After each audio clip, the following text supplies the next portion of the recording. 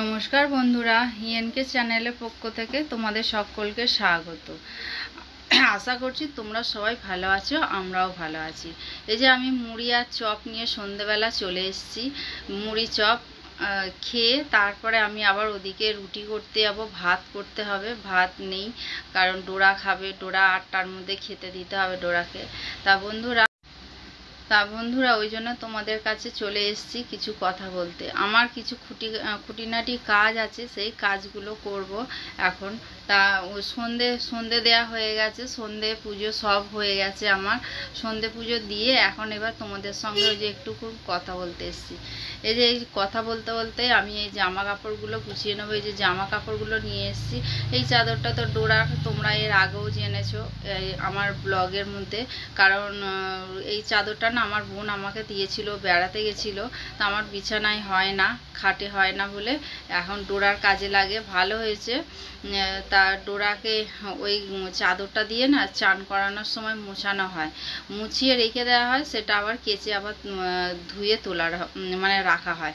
তা বন্ধুরা আমি ওই চাদরটা ভাঁজ করে নিলাম, তারপরে আমার কাপড়টা ভাঁজ করা হয়ে গেছে। এই যে লুঙ্গিটা ভাঁজ করে নিয়েছি, এক এক করে সব জামা কাপড়গুলো আমাকে ভাঁজ করতে হবে।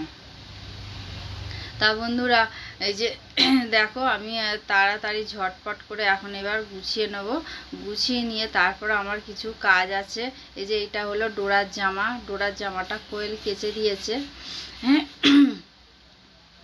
তাই বন্ধুরা এই দরজাটা দেওয়ার কারণ হলো ওই ঘরে দুটো পাখা চলছে, স্ট্যান্ড ফ্যান, সিলিং ফ্যানের অতটা আওয়াজ হয় না, কিন্তু স্ট্যান্ড ফ্যানের একটা মানে খুব জোরে বিকট একটা আওয়াজ হয়। ওই জন্য আমি দরজাটা দিয়ে দরজাটা না ছিটকানি আছে, কিন্তু ছিটকানিটা দিতে গেলে আমার হাত হুত কেটে যায়। ওই জন্য একটা কিছু রেখে দিই, সেইটা দিয়ে আটকালেই হয়ে যায়। তা বন্ধুরা রান্নাঘরে চলে এসেছি। দেখো আমার রুটি হয়ে গেছে। আর এই যে আজকে দুপুরবেলা রান্না হয়েছিল ডাল, মুসুর ডাল ঝিঙা দিয়ে, আর হচ্ছে ভাত, মোরলা মাছ জাল দিলাম, আর হচ্ছে ডালটা জাল দিলাম। ভাত রুটি তো দেখালাম তোমাদের, ভাত রুটি হয়ে গেছে। আজকে দুপুর রাত্রিবেলা এই দিয়েই আমাদের খাওয়া হবে। আর এই যে চলে এসেছি বন্ধুরা সকালবেলায়, ভোর এখন 5:30 বাজে। আমি বাথরুমে সমস্ত কাজটা সেরে আমি এই যে তোমাদের কাছে চলে এসেছি। বিছানা পরিষ্কার করছি। দেখো বন্ধুরা বিছানাটা পরিষ্কার করে নিয়ে এবার উপরে না খাটের মধ্যে ডল আর ডলের মাস হয়, আর আমি শুই নিচে। এই যে গ্রিলটা, রাস্তার ধারে গ্রিল তো, সব সময় গাড়ি যাতায়াত করে, গ্রিলটা দুদিনে ধুলো হয়ে যায়। ওই যে জায়গাটা নিচেটা মুছছি, ওই জায়গাটাও না পুরো ধুলো হয়ে যায়। আর এমনি ঝাঁটা দিয়ে ঝাড় দিলে না হয় না, ওই একটু নাতা যখন ঘর মুছি তখন একটুখানি মুছে দিলে পরিষ্কার হয়ে যায়। তা বন্ধুরা আবার 2-3 দিন পর আবার করতে হবে, কারণ এইখান দিয়ে সব সময় গাড়ি যাতায়াত করে বলে। ওই জন্য আমাদের এই ঘরের দরজা জানলা সবসময়, এমনিতে রাস্তার ধারে ঘর, সবসময় তো দরজা দিয়েই রাখতে হয়। জানলাটাও দিয়ে রাখলে ভালো হয়, কিন্তু আমি জানলাটা সবসময় দিই না, কারণ আমাদের ঘরে জানলা নেই, হাওয়া বাতাস খেলে না আমাদের ঘরে। তা বন্ধুরা আমাদের ঘরে এই ছোট্ট একটা জানলা রাস্তার দিকে, আর আমার বড় ঘরে একটা জানলা। ও ছোট জানলা, ও মানে খুব একটা বড় না। আমাদের তো ঘরে আর জানলা নেই, ওই 3টে দরজা আছে, কিন্তু জানলা আমাদের মাত্র 2টো আছে, এর বেশি আর আমাদের জানলা নেই। এবার আমি এই যে দেখো বন্ধুরা ঝাঁট দিয়ে পরিষ্কার করলাম আগে, কারণ ডোরার ঘরের মধ্যে না ডোরার অনেক লোম থাকে। তা বন্ধুরা এই যে আমি ছোটো ঘরটা না মুছতে গেলে অনেকটা অসুবিধা হয়, কারণ ছোটো ঘরটায় এত মানে জিনিসপত্র, টুকিটাকি জিনিসপত্র থাকে, সেই টুকিটাকি জিনিসপত্রগুলো না সব সরিয়ে আমাকে মুছতে হয়। ডোরার স্ট্যান্ড থাকে খাবারের, তারপরে আমাদেরও মানে কিছু জিনিস থাকে, সেই সব সরিয়ে আমাদের মুছতে হয়। তাও মেশিনগুলো সরাতে পারি না, ওইগুলো মেশিনটা সরানোই যায়, কিন্তু ওর নিচে চাকা আছে, কিন্তু আমি মেশিনটা সরাই না। মেশিনটার করে সাইড দিয়ে ঠিক হাত ঢুকিয়ে আমি মুছে নিই, পরিষ্কার হয়ে যায়। তা বন্ধুরা এই যে আমি ঘর মোছা আমার হয়ে গেল। দেখো তোমাদের সঙ্গে কথা বলতে বলতে আমার ঘর মোছা কমপ্লিট। এই সামনেরটুকু মুছলে আর ওই চৌকাঠের ওইখানটা মুছলেই আমার এই ঘর মোছা হয়ে যাবে। এবার এই ঘর মুছে শুকনো হয়ে গেলেই ডোরাকে নিয়ে ঢুকবে তোমাদের দাদা এই বাইরেটাই বসে আছে ডোরাকে নিয়ে, কারণ ডোরা বেরিয়েছিল 5:10-15 বেরিয়েছিল, ও চলে এসছে ওইখানে, ও 6টার মধ্যে চলে আসে মোটামুটি। তা বন্ধুরা আমার বাসন ছিল, জল ভরা হয়ে গেছে, বাসন মাজাও হয়ে গেছে, জল ভরে বাসন মেজে এই যে স্নান করে আমি জামা কাপড় এখনো মেলা হয়নি, আমি সূর্য প্রণাম করতে যাবো উপরে, তখন আমি জামা কাপড়গুলো নিয়ে যাব, নিয়ে গিয়ে সূর্য প্রণাম করে আসবো আর অমনি মেলে দিয়ে আসবো। তা বন্ধুরা এই যে পুজো করতে চলে এসেছি। দেখো আমাদের এই যে গীতায় আমি তুলসী দিই একটা করে, গীতায় তুলসী দিয়ে না কতগুলো মন্ত্র বলতে হয়, সেই মন্ত্রগুলো পাঠ করে তারপরে গীতা রাখতে হয়। তা বন্ধুরা এই যে দেখো আমি গীতা পাঠ করছি বলতে কি মন্ত্র আছে, সেই মন্ত্রটা পাঠ করছি, পাঠ করে নিয়ে আমি বুকে 3বার গীতাকে স্মরণ করব, মাথায় রেখে সেটাও স্মরণ করব। তারপরে এই যে আমার গুরুর নাম নেওয়া হচ্ছে, দেখো বন্ধুরা গুরুর নাম নিয়ে তারপর সব ঠাকুরকে প্রণাম জানিয়ে এই যে ধূপকাঠি দিয়ে তারপরে এই ঘরে ওই ঘরে একটুখানি ধূপকাঠি দেখিয়ে আমি চলে যাব সোজা আমাদের দোতলায় গিয়ে আমি সূর্য প্রণাম করব।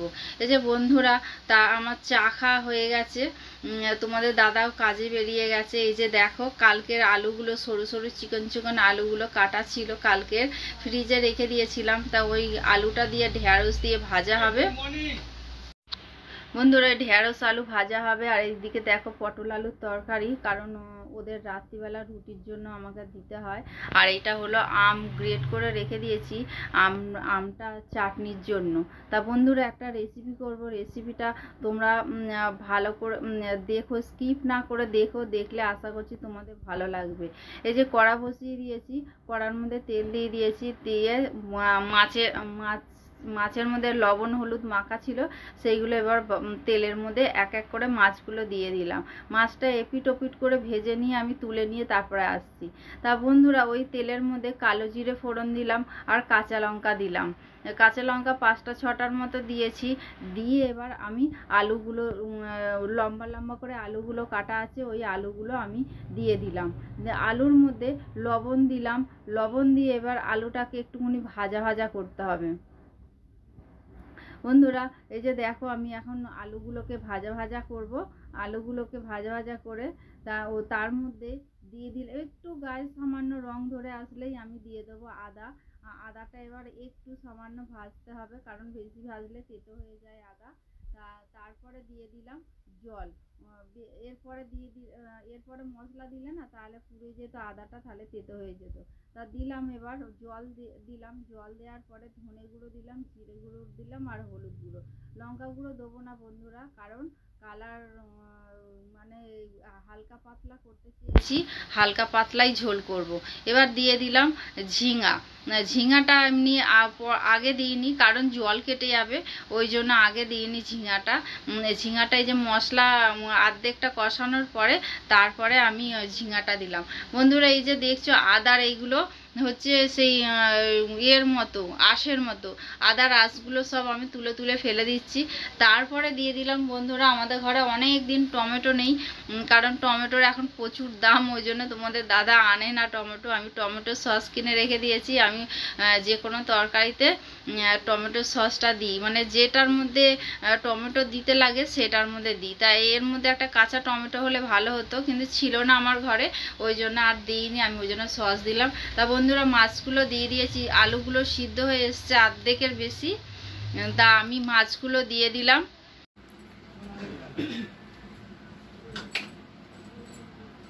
বন্ধুরা